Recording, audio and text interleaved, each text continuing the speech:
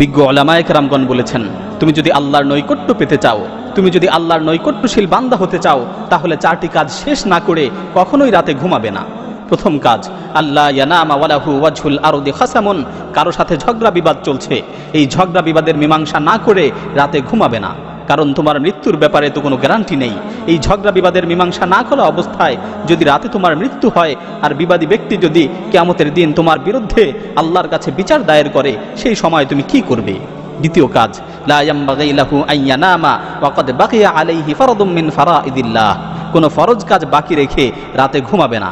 আল্লাহ তাআলা তোমার উপর যেই কাজগুলোকে ফরজ করেছেন সেগুলো আদায় না করে রাতে ঘুমাবে না। মনে করো এশার নামাজ, এটা একটা ফরজ বিধান, তুমি এশার নামাজ না পড়ে রাতে ঘুমিয়ে পড়লে আর রাতে তোমার মৃত্যু হলো, তো তুমি এই ফরজ নামাজের ব্যাপারে আল্লাহর কাছে কি জবাব দিবে? তৃতীয় কাজ, লা ইয়ামবাগি আন ইয়ানামা মা লাম ইয়াতুব মিন যুনুবিহি আল্লাতী সালাফাত মিনহু, গুনাহ থেকে তাওবা না করে রাতে ঘুমাবে না।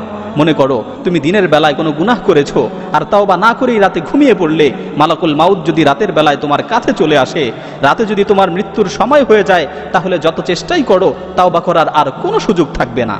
চতুর্থ কাজ, লা ইয়ামবাগি আন ইয়ানামা হাত্তা ইয়াকতুবা ওয়াসিয়াতান সাহিহা, ঘুমানোর পূর্বে উত্তম একটি ওসিয়ত না লিখে ঘুমাবে না।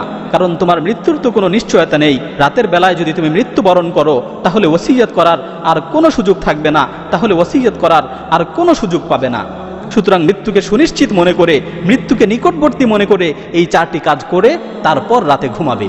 যদি তুমি এই 4টি কাজ করতে পারো, তাহলে তুমি আল্লাহর নৈকট্যশীল হতে পারবে।